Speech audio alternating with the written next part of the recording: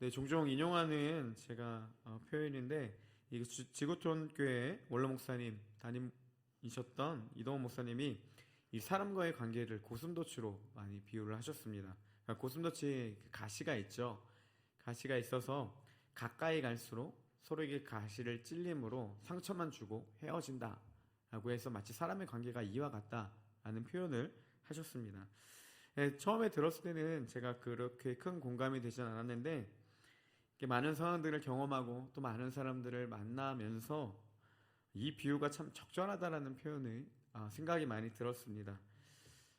지금까지 살아오면서 참 많은 사람들을 만나고 또 다양한 상처를 받은 것 같습니다. 그리고 저 역시도 알게 모르게 많은 사람들에게 참 많은 상처를 주고 있다라는 것을 좀 이렇게 보게 됩니다. 여러분, 그러고 보면요, 대인관계라는 것, 특별히 원만한 관계를 갖는 게 진짜 어렵습니다. 많은 사람을 만날수록 우리는 더 많은 상처를 받게 되고 또 받은 상처가 이 다른 사람들에게 투영되어서 다른 사람과 관계를 맺는데 더 어려움의 도구가 되기도 합니다. 당연히 상처를 주고받는 관계 가운데 이 나중에 나이가 들면 들수록 더욱더 사람과의 관계 맺는 것이 어려워집니다. 그래서 나이를 먹을수록 친구를 사귀기 어렵다라는 이유 중에 하나도 바로 이런 게 아닐까 생각이 됩니다. 근데 여러분, 이런 건요, 교회에서도 예외가 없습니다. 많은 사람들이 교회를 떠나는 가장 큰 이유 중에 하나가요, 이 관계 가운데 오는 어려움, 그리고 그로 인한 상처들 때문이죠. 그래서 교회를 옮기거나 심지어는 하나님을 떠나는 그런 일들까지도 일어나게 됩니다. 청년들을 만나서 이야기를 나누다 보면 많은 시간 함께 같이 보냈던 지체들이 많이 있지만 그 가운데서도 서로 관계 가운데 많은 상처를 가지고 살아가고 있다라는 것들을 많이 인상을 받았습니다. 관계에서 상처를 받기도 하고 때로는 특정한 한 인물로 인해서 많은 이들이 상처를 받게 되는 경우들도 있습니다. 그때마다 우리의 마음을 더욱더 괴롭게 하는 게 무엇입니까? 하나님의 말씀이죠. 원수를 사랑하라, 내 이웃을 내 몸과 같이 사랑하라. 정말 그 사람의 그 고난과 어려움만으로도 충분히 힘든데 이 말씀이 그런 우리 상황 가운데 더욱더 우리의 마음을 힘들게 합니다. 그래서 사랑해야 된다라는 강박관념에 못 이겨서 어쩔 수 없이 물건을 들고 찾아가죠. 근데 이 사람은 너무나도 당황스러운 거예요. 갑자기 나를 미워하고 관계가 안 좋았던 사람이 이걸 가지고 나한테 오니까 이게 뭐야? 그리고 또 열심히 용기 내서 사랑을 나누기 위해 줬던 그 사람은 이 사람의 반응을 보고 더 상처받습니다. 이게 참 아이러니한 게요, 말씀의 강박관념에 사랑해야 된다는 강박관념으로 나아가지만 오히려 더 큰 상처만 주고 관계가 더 틀어지는 그런 일들이 그리스도인들 안에서도 많이 있다는 거죠. 그래서 오늘은 좀 이 부분을 나누려고 합니다. 관계 가운데 서로의 교제를 하면 할수록 받게 되는 그 상처에 대한 부분을 나누려고 합니다. 관계의 어려움, 이로 인해 오는 상처를 우리가 어떻게 대처해야 되는지 오늘 본문을 통해서 좀 나누려고 합니다. 첫 번째로요, 여러분, 상처는요, 관계 가운데 오는 상처는 피할 수 없음을 인정해야 됩니다. 여러분, 상처받지 않는 관계는 이 세상에서 존재하지 않습니다. 가족들도 서로 상처를 주고받죠. 그리고 아무리 친하고 아무리 마음이 맞는 친구라고 할지라도 여러분, 많은 시간을 보내다 보면요, 크고 작은 상처를 받기도 하고 또 내가 주기도 합니다. 제가 가진 대인관계 중에 가장 완벽한 관계라고 하면 저는 아내와의 관계입니다. 정말 이래도 되나 싶을 정도로 완벽하지만 그 안에서도 서로에게 작은 상처도 주기도 합니다. 웃으려면 크게 웃어야 내가 더 좋을 것 같아요. 네, 고맙습니다. 부끄럽지만 제 아들 8살 난 아이와 가끔 이제 닌텐도로 여러분 피파라는 게임 아시나요? 네, 축구 게임인데 축구를 합니다. 그러면 이 녀석이 같은 편을 하자고 해요. 그럼 같은 편을 하잖아요. 패스해서 패스를 주면 저에게 절대 패스를 안 합니다. 그리고 골 넣으면 난리가 납니다. 무조건 지가 넣어야 됩니다. 뺏기고 나면 아빠 뺏어! 뭐하고 있어? 이 말이 얼마나 상처가 되는지 모릅니다. 그래서 가끔 저도 화가 나요. 그래서 야, 너 혼자 다 해. 그럴 거면 너 혼자 해. 진심 화가 나서 싸우기도 합니다. 그때 이제 저희를 말리는 한마디 말이 있습니다. 너희 싸우려면 게임하지 마. 아내입니다. 이 말에 이제 게임 모든 싸움이 끝납니다. 가끔은요 8살 난 아이와 제 관계 속에서도 서로에게 상처를 주기도 하고 상처를 받기도 하는 게 어떻게 보면 사람과의 관계입니다. 여러분, 예수님도요 이 관계 속에서 오는 상처를 피할 수 없으셨습니다. 그분 곁에는 항상 많은 안티들이 존재했습니다. 그리고 심지어 예수님은 사랑하는 사람에게도 배신당하기도 했습니다. 베드로는 이렇게 얘기했어요. 모두 주를 버릴지라도 나는 결코 버리지 않겠습니다. 며칠 못 가서 3번이나 부인했고, 그 베드로는 예수님을 심지어 저주하고 맹세하며 그분을 부인하기도 했습니다. 예수님이 십자가에 달리셨을 때 그분을 옹호했던 그 사람들은 주변에 아무도 없었다라는 것이죠. 오늘 말씀에 나오는 요셉도 마찬가지입니다. 여러분, 요셉의 상황과 환경을 보면요 참 많은 상처를 받을 수밖에 없는 환경 가운데 나아갔습니다. 잘 아시겠지만 요셉에게는 10명의 형이 있었어요. 요셉의 형들은요 요셉을 미워했습니다. 2가지 큰 이유가 있었습니다. 첫 번째는 뭐냐면 그 아버지 야곱이 요셉을 편애했습니다. 그리고 또 한 가지 이유는 요셉이 와갖고 자꾸 이상한 꿈을 얘기해요.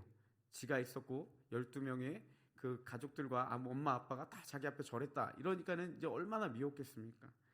그러다 이제 어느 날 그 형들이 나를 잡고 요셉을 죽이려고 하죠. 죽이려는 마음까지 품었지만 그 요셉을 결국은 이 애굽의 노예로 팔아버립니다. 요셉은 많은 사랑과 보호를 받아야 될 형들에게, 그것도 많은 형들에게 한순간에 버림을 받는 상처를 받았죠. 그리고 애굽 장군 보디발의 집에 노예로 팔려가는데도 거기서도 여전히 이 관계는 순탄하지 못합니다. 보디발에게 그 일을 잘 감당하며 신뢰의 관계를 맺었지만 그의 아내가 어느 날 이 요셉을 유혹하기 시작합니다. 유혹을 뿌리치자 그녀가 이제 얘기하죠. 요셉이 자신을 범하려다가 도망쳤다. 이렇게 이야기를 해서 이 요셉은 감옥에 다시 가게 됩니다. 모함을 받고 보디발은 크게 화를 내고 그는 이제 감옥에 가두게 되죠. 이 요셉은 보디발과의 신뢰 관계 모두 깨져버렸고 흔히 말하는 갑질을 당했고요. 또 이로 인해 억울하게 모함을 당하게 되는 상황에 처하게 되었습니다. 이뿐만 아닙니다. 여러분, 바울과 바나바 오늘 오전에 목사님도 말씀하셨는데 이 둘도 엄청난 끈끈한 관계였지만 심히 크게 다툰 적이 있었습니다. 이 마가라는 사람 때문이었는데요. 여러분, 마가는 1차 전도 여행 중에 함께 하다가 포기했습니다. 그리고 이제 바나바와 바울이 다시 전도 여행을 하려고 하는데 걸림돌이 됐던 게 누구냐? 마가였습니다. 바나바는 마가를 다시 데리고 가자. 바울은 안 된다. 이 녀석 못 데리고 간다. 성경에 보니까 이로 인해서 심히 다퉜다라고 합니다. 그러니까 둘이 엄청난 하나님의 일을 감당했던 바울과 바나바조차도요 이 관계 가운데 다투고 어려움이 있었던 것을 볼 수 있습니다. 바나바가 얼마나 상처가 됐겠습니까? 여태까지 바울을 변호했던 사람이고 많은 사람들을 대신해서 바울을 인정해준, 그리고 그를 신뢰할 수 있도록 도와줬던 사람이 바나바인데 이들의 그런 끈끈한 관계도 한순간의 일들로 한 번에 무너지고 서운한 일들이 있었다는 거죠. 그러고 보면 여러분, 우리 청년들의 관계 가운데서 또 많은 사람들과의 대인관계 가운데서 이 상처받는 것은요 어떻게 보면 지극히 당연한 일입니다. 왜냐하면 성경의 많은 인물들도 이런 서로에게 상처를 주고 상처를 받으며 그리고 상처를 받을 수밖에 없는 그런 환경에 노출되어 있었다라는 거죠. 어떻게 보면 우리는 죄악이 가득한 이 땅을 살아가기 때문에요 이렇게 서로에게 상처를 주거나 또 상처를 받을 수밖에 없는 환경에 있는 것은 지극히 자연스럽다라는 사실입니다. 그러게요, 내가 때로는 받은 상처를 그 이유를 찾으려고 노력하고 또 왜 이런 일들이 내게 일어났는지 여러분 그렇게 깊이 생각할 필요가 없습니다. 또 그 상처로 인해서요 상대방을 미워할 필요도 없고요 이해되지 않는다고 화를 낼 필요도 없습니다. 그냥 그 상황을 자연스럽게 받아들이면 된다라는 거예요. 상대방도 당연히 그럴 수 있고 나 역시도 그렇게 상처를 주고 상처를 받기도 한다라는 것, 이것이 지극히 자연스러운 사실이라는 것을 그냥 받아들이시면 됩니다. 둘째는요, 이 상처에 영향을 받지 말아야 돼요. 이게 진짜 이제부터 중요한 부분입니다. 여러분, 앞에서 이야기한 것처럼 관계 가운데 겪다 보면요 상처를 받을 수밖에 없습니다. 우리는 그런 연약한 존재입니다. 중요한 것은요 지금부터예요. 상처를 받았을 때 반응이 중요합니다. 우리가 받은 상처에요, 내가 영향을 받지 않도록 그 상처로부터 자신을 지켜야 된다는 겁니다. 상처를 받았을 때 바르게 대처하지 못하면요, 그 상처가 우리 가운데 쓴뿌리로 남습니다. 그리고 그 상처는요, 결국 이 쓴뿌리가 죄라는 것으로 이어지게 됩니다. 상처를 잘 다스리지 못했을 때 오는 반응이 크게 두 가지가 있는데요. 첫 번째는 뭐냐? 이 미워하는 마음이 자라게 됩니다. 상대방이 미워지기 시작하죠. 나에게 상처 준 사람을 미워하기 시작합니다. 여러분, 사도 요한은요, 요한일서 3장 15절에서 이렇게 말하고 있습니다. 우리 한번 같이 읽어볼까요? 자, 시작.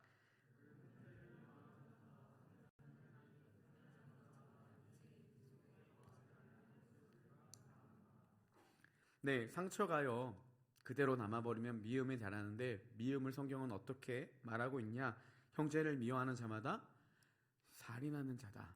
그리고 심지어 뭐라고 하십니까? 살인하는 자마다 영생이 그 속에 있지 않다라고 이야기를 합니다. 분명한 것은요, 상대를 미워하는 것은 하나님 앞에 죄입니다. 요한일서 3장 13절에도 보면 이렇게 되어 있습니다. 형제들아, 세상이 너희를 미워하여도 이상히 여기지 말라라는 겁니다. 그러니까 결국 이 미움의 마음은요, 사단으로부터 오는 마음이고, 미움이 결국 하나님 앞에 죄다라는 것을 알려주고 있습니다. 결국 관계에서 겪게 되는 상처가 우리 마음 가운데 잘 해결되지 못할 때 이 미움의 마음이 나타나게 되는 것이고요, 이 미움의 마음이 결국 우리를 죄로 이끈다라는 것입니다. 그래서요, 상처를 받았을 때 중요한 것은 미움의 마음이 가지 않도록 우리가 잘 다스려야 됩니다. 자, 두 번째는요, 이 상처를 바르게 해결하지 못하면 다른 이에게 같은 상처로 나타나게 됩니다. 그러니까 우리가 상처를 잘 다스리지 못하면요, 내가 받은 상처를 고스란히 남에게 전달한다라는 거예요. 이전에 종종 그런 사람들 있죠. 별것도 아닌 거 가지고 막 흥분하는 사람들 있습니다. 왜냐하면 이 방금 나왔던 상황 때문에 그런 게 아니라 여태까지 자기가 받았던 모든 상처들을 다 끄집어내서 그 사람에게 다 퍼붓습니다. 가끔 이런 일들을 아마 보실 거예요. 그래서 우리 옛 선조들도 말하기를 뭐라고 했냐? 종로에서 뺨 맞고 한강 가서 눈 흘긴다, 이렇게 씁니다. 지금이야 종로에서 한강의 거리가 가깝지만 그 당시에는 꽤 먼 거리였죠. 그러니까 종로에서 맞은 뺨의 그 상처가 여전히 한강에 갈 때까지 해결이 안 되니까 그곳에서 눈을 흘긴다. 그러니까 내가 받은 상처를 가지고 다른 곳을 분풀이하고 여전히 치료되지 않아서 다른 곳에 그 상처를 쏟아내는 그런 일들을 이야기를 하고 있습니다. 여러분, 상처는요, 피할 수 없습니다. 상처는 잘 다스려야 된다는 사실입니다. 예수님 아까 이야기했지만 상처를 많이 받을 수 있는 환경에 있으셨지만 그분은 상처에 영향을 받지는 않으셨습니다. 여러분, 누가복음 23장 34절을 우리 함께 보겠습니다. 같이 한번 읽어볼게요. 시작. 이에 예수께서 이르시되 아버지, 저들을 사하여 주옵소서. 자기들이 하는 것을 알지 못함이니이다 하시더라. 네, 거기까지요. 여러분, 예수님은요, 받은 상처를 그대로 보복하지 않으셨습니다. 오히려 용서의 기도를 드리시는 것을 볼 수 있습니다. 마가복음 5장 44절에도 보면 이렇게 되어 있습니다. 우리 한 번 더 읽어보겠습니다. 시작. 나는 너희에게 이르노니 너희 원수를 사랑하며 너희를 박해하는 자를 위하여 기도하라. 이 말씀대로 예수님은 원수를 사랑하셨습니다. 그리고 자기를 박해하는 자들을 위해서도 기도하셨습니다. 그 대표적인 예가 우리 자신 아니겠습니까? 끊임없이 거부하는 우리를 하나님은 한 번도 외면치 않으시고 우리를 끝까지 품으셨던 그 사랑이 나와 우리 청년들을 변화시켰다는 사실이죠. 여러분, 오늘 말씀의 요셉도요, 상처의 영향을 받지 않는 대표적인 사람입니다.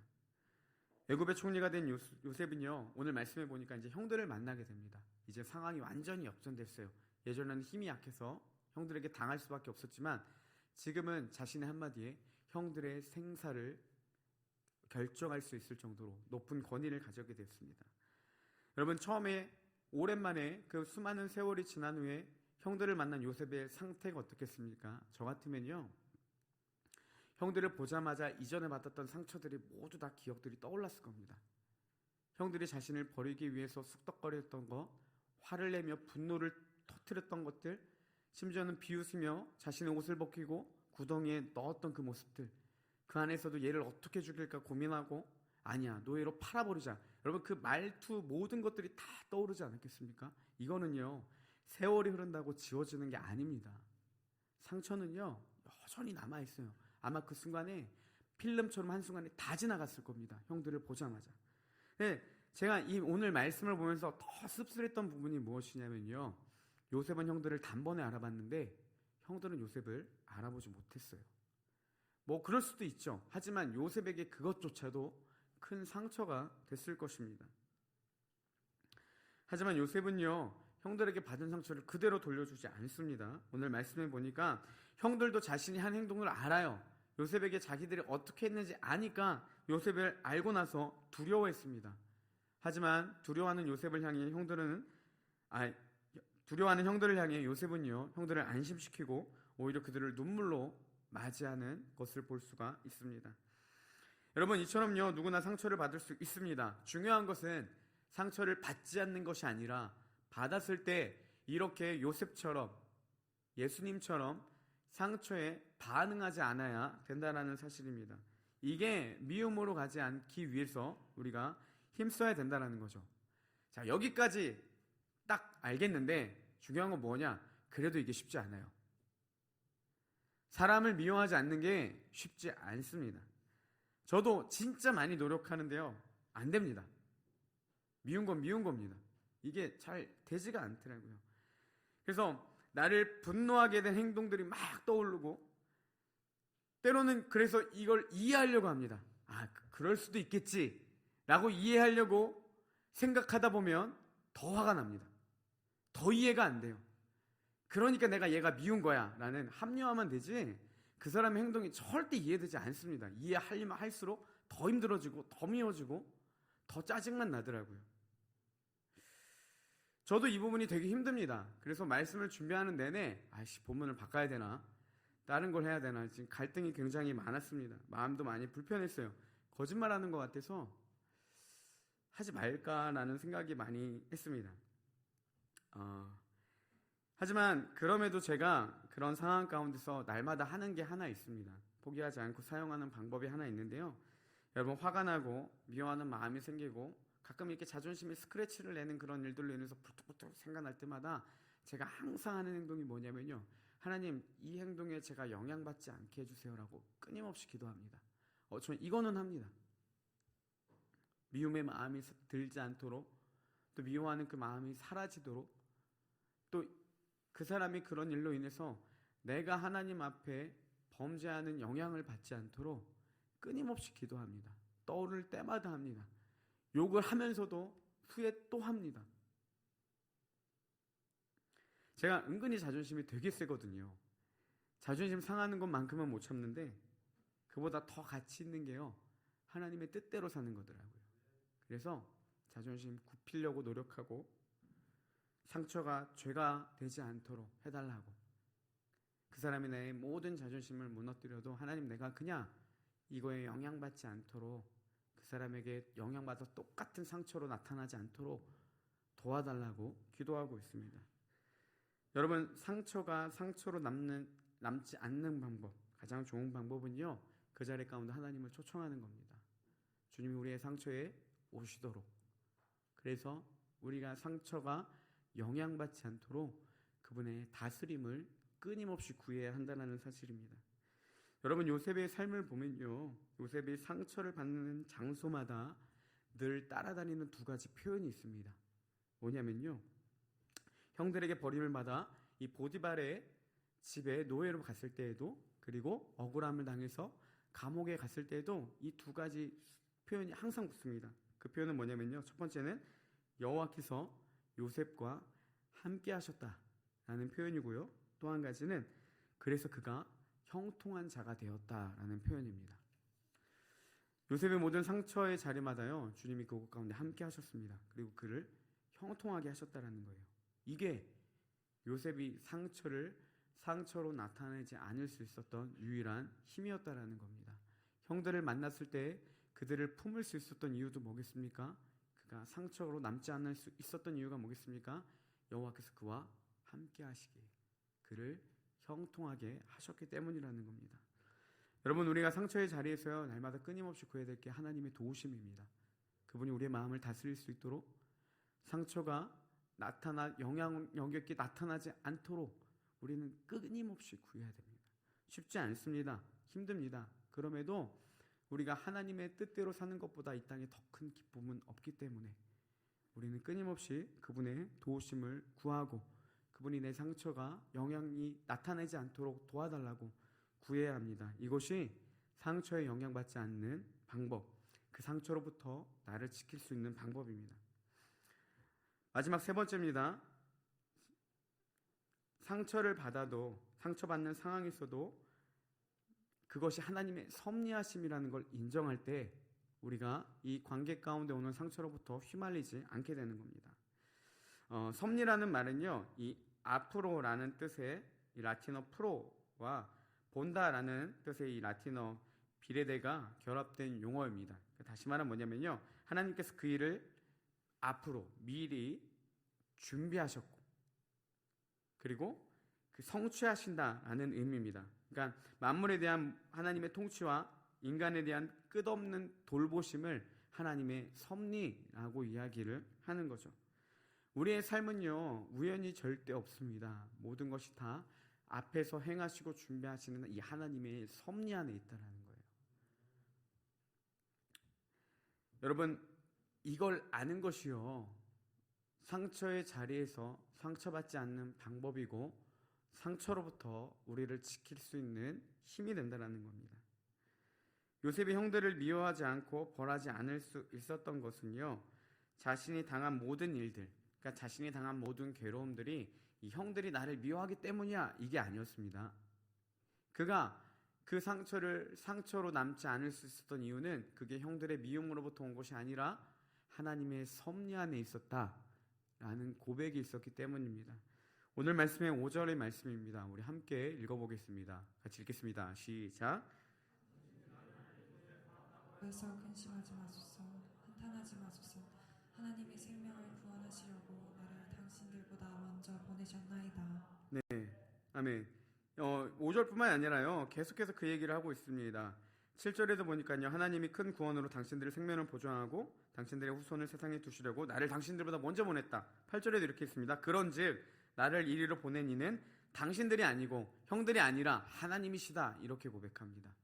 그러니까 내가 이 모든 고난과 어려움을 겪을 수 있었던 것, 그리고 형들에게 미움을 받고 보디발에게 아내에게 모함을 당한 이 모든 상황들이 어디로부터 왔냐? 하나님의 계획하신 섭리 안에 있었다라는 겁니다.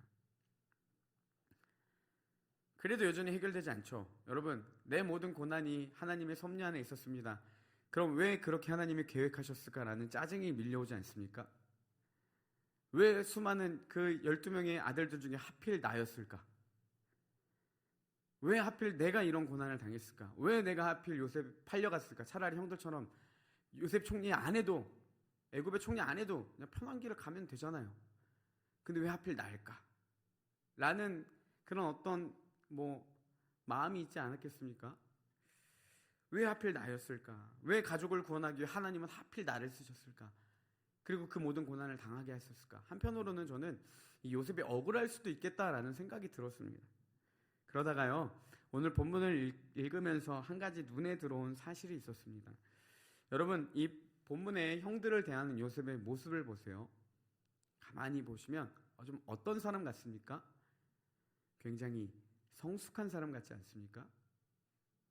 믿음적으로나 인격적으로 요셉이 굉장히 성숙된 모습을 보이고 있구나라는 것들을 들었습니다. 이러니까요, 그 앞에 의문이 해결되더라고요. 왜 하필 나일까라는 말이 안 나오는 이유는 뭔지 아세요? 요셉이 그 모든 과정을 통해서 하나님의 섭리 가운데 그가 성숙한 자리로 나아갈 수 있었기 때문이라는 사실입니다. 여러분, 마치 이런 것과 같습니다. 죽으라고 열심히 뛰어서요, 100m에 골인을 했어요. 마라톤을 처음 도전을 했는데 성공을 했습니다. 여러분, 마라톤에 그 성공을 하면 지금까지 막 다리에 쥐날 뻔한 일들, 물 마시면서 막 갈증 났던 일들, 그런 것들이 다 왜 내가 이걸 겪으면서 했을까라는 생각이 듭니까? 성취감에 젖어서요, 이전까지 과정은요, 이 성취감을 이루기 위한 도구였다라는 사실. 그래서 이게 더 이상 고난으로 느껴지지가 않습니다.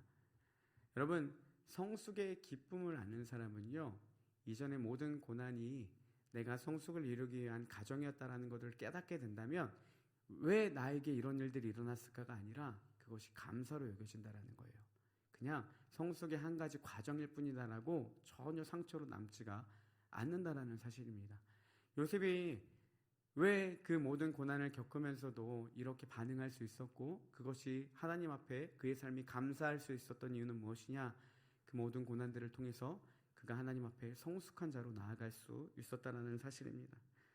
하나님은요, 요셉이 상처받는 자리마다 함께 하셨습니다. 앞에서도 이야기했지만, 그리고 그를 형통하게 해주셨습니다. 이 형통이란 말을요, 사전적인 의미는 이렇습니다. 모든 일이 뜻과 같이 잘 되어간.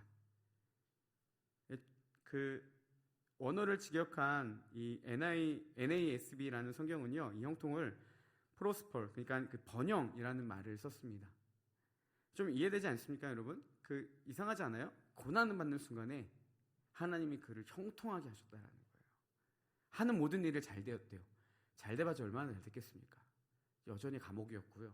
여전히 노예였습니다. 근데 그 가운데 성경은 계속해서 무엇을 얘기하냐? 그가 형통하게 되었다. 그로 인해 번영하게 되었다는 겁니다. 물론 실질적으로 요셉을 축복하셨기 때문에 그의 집이 많은 것들을 누렸고요. 감옥에서도 간수장에게 칭찬과 그로 인해서 많은 편안함을 누립니다. 이것도 형통이지만 저는 그렇게 생각합니다. 여러분, 요셉이 그 가운데서 하나님이 함께 하심으로 형통함을 누릴 수 있었던 건 뭐냐? 그 안에서 그를 끊임없이 성숙하게 하시는 하나님의 은혜가 있었다는 겁니다. 여러분, 정말 이 부분을 좀 더 살펴보길 원하는데요. 창세기 39장 1, 2절 말씀입니다. 먼저 1절을 보면요, 이렇게 되어 있습니다. 요셉이 이끌려 애굽에 내려가매 바로의 신하 친위대장 애굽 사람 보디발이 그를 그리로 데려간 이스마엘 사람의 손에서 요셉을 산이라. 노예로 팔려간 상황이죠. 1절에 그걸 이야기합니다. 근데 2절에 바로 이렇게 이야기합니다. 여호와께서 요셉과 함께 하심으로 그가 형통한 자 되어 그의 주인 애굽 사람의 집에 있었다라는 거예요.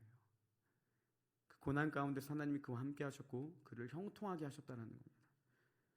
옥에 갇힌 상황도 이와 같은 표현이 있습니다. 창세기 39장 20절에 23절 말씀인데요. 먼저 20절 보겠습니다. 이에 요셉의 주인이 보디발이죠. 그를 잡아 옥에 가두었습니다. 억울함을 당해서 갇힌 겁니다. 그 옥은 왕의 죄수를 가두는 곳이었더라. 요셉이 옥에 갇혔으나. 그러니까 이제 감옥에 간 상황을 이야기해요. 갇혔지만 그에게 어떤 일들이 일어나냐? 먼저 21절 말씀을 보면 여호와께서 요셉과 함께 하시고 그에게 인자를 더하사 간수장에게 은혜를 받게 하시매. 23절도 이렇게 이야기합니다. 간수장은 그의 손에 맡긴 것을 무엇이든지 살펴보지 아니하였으니, 잘 보세요. 이는 여호와께서 요셉과 함께 하심이라. 여호와께서 그를 범사에 형통하게 하셨느니라. 특별히 여러분, 새번역 성경은요, 이걸 이렇게 번역했습니다. 먼저 2절을 어떻게 번역했냐? 주님께서 요셉과 함께 계셔서 앞길이 잘 열리도록 그를 돌보셨다는 겁니다. 그가 고난의 그 모든 길들을 잘 걸어갈 수 있도록 하나님이 그를 돌보셨습니다. 21절에도 이렇게 이야기합니다. 주님께서 그와 함께 계시면서 그를 돌봐주신 거예요. 그리고 그를 한결같이 사랑하셨다라고 되어 있습니다. 23절도 이렇게 이야기합니다. 주님께서 요셉과 함께 계시기 때문에 주님께서 요셉을 돌봐주셨고 그가 하는 일은 무엇이나 다 잘되게 해주셨기 때문입니다. 즉 무엇입니까? 여러분, 고난의 길을 걸어가는데 하나님이 그와 함께 하셨고 그를 돌보셨고 그가 그 고난의 길을 끝까지 걸어갈 수 있도록 주님은 그를 끊임없이 도우셨다는 거예요. 요셉의 괴로운 시간마다 하나님이 그와 함께 하셨습니다. 그가 느끼든 느끼지 않든 관계 가운데 상처가 영향받지 않도록 그를 끊임없이 도우셨다는 겁니다. 물론 이 말씀만 보면요, 요셉이 그냥 순탄하게 그 고난도 잘 넘어갔을 것처럼 보이지만 저는요, 실제로 그렇지는 않았을 거라 생각됩니다. 하나님은요, 요셉이 끊임없이 고난을 받아냈어요. 왜요? 이 45장에 나타나는 오늘 읽었던 요셉의 그 성숙함에 이르기까지 요셉이 연단받아야 됐기 때문입니다. 수많은 내적 갈등과 상처들로부터 자신을 지키기 위해 힘들었을 겁니다. 하나님을 원망하며 자신의 삶을 한탄하며 비판했을지도 불평했을지도 모르겠습니다. 여러분, 좀 오래된 애니메이션인데요. 그 이집트 왕자 두 번째 편이 있습니다. 거기 보면 이 요셉의 이야기가 나오는데 요셉이 옥에 갇히는 상황이 나타납니다. 그때 이제 그 장면이 어떻게 그랬냐면요. 요셉이 막 행복하게 옥에 들어가지 않았어요. 요셉이요, 굉장히 좌절합니다. 이제 꿈과 소망과 모든 것들이 다 끊어져 버린 요셉의 모습을 표현합니다. 그러다 갑자기 나무가 하나 꼽혀요. 그랬더니 그 안에 나무에서 이제 싹이 나기 시작합니다. 그걸 보면서 요셉이 그 나무를 키우면서 그 안에서 이제 하나님 안에 꿈을 키우는 그 요셉의 삶이 바뀌게 되는 그런 모습을 보게 됩니다. 저는 너무나도 잘 표현했다고 생각해요. 요셉이 여러분 감옥에 들어와서 처음부터 마음이 편했겠습니까? 정신 나간 사람도 아니고 그 안에서 어떠한 소망이 있었겠습니까? 그럼에도 하나님이 그와 함께 하셨고 그가 그렇게 할 수 있도록 그를 형통하게 하셨다는 겁니다. 그러니까 요셉이 그 고난과 절망 가운데서도 그가 더 성숙의 자리로 갈 수가 있었다라는 거죠. 그 모든 고난을 끝냈을 때 하나님은 그를 통해 그의 가족을 살리셨고 이스라엘에 회복하시는 귀한 은혜의 길로 그를 이끄셨다라는 겁니다. 여러분, 하나님도요, 우리가 이 영적인 성숙뿐만이 아니라 인격적인 성숙을 이루시기를 원하십니다. 하나님은 그 목적을 이루시기까지 우리를 불편하게 하실 겁니다. 끝까지 우리를 연단하시고 단련하실 것입니다. 종종 누가 그러더라고요. 여러분, 그 사람이 감당하지 못할 시험 밖에는 하나님이 주신 게 없다라는데, 이거를 인스타에서 이런 얘기를 하더라고요. 하나님, 감당할 시험 당함도 주지 마세요. 뭐 이런 이야기를 하더라고요. 그토록 고난이 힘든 건 사실입니다. 여러분, 그렇지만 그것도 우리가 달게 기다릴 수 있었던 이유는 무엇입니까? 성숙이라는 열매가 얼마나 귀한 것인지 알 때 우리가 그 고난이 괴로움과 어려움으로 느끼지 않는다라는 겁니다.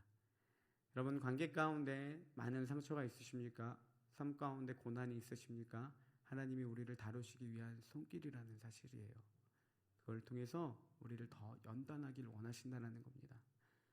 그 사람의 반응이 중요한 것이 아니라 하나님은 그걸 통해서 우리가 더욱더 성숙의 자리로 갈 수 있도록 우리를 끊임없이 만지고 있다는 것. 그 하나님의 손길을 볼 수 있는 눈이 열려야 된다는 사실입니다.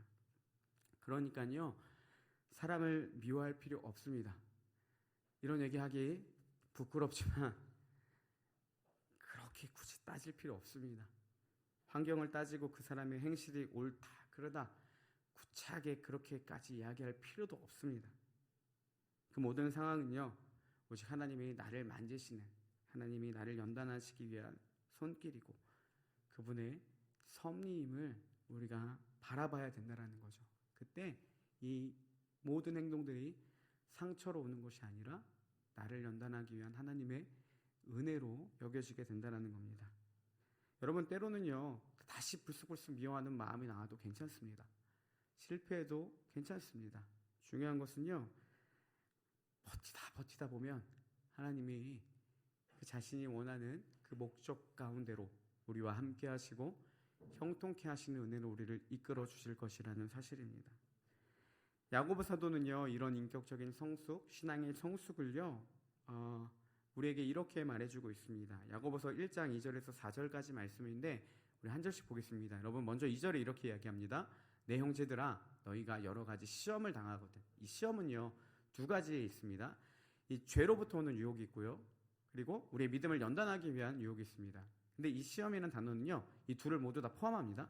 그러니까 죄의 유혹이 오든 미워하는 마음이 오든 관계 가운데 내가 억울한 일을 당했든 반대로 뭐 내가 잘못해서 받는 상처든 뭐든 상관없어요. 당하거든 어떻게 하랍니까? 온전히 기쁘게 여기랍니다.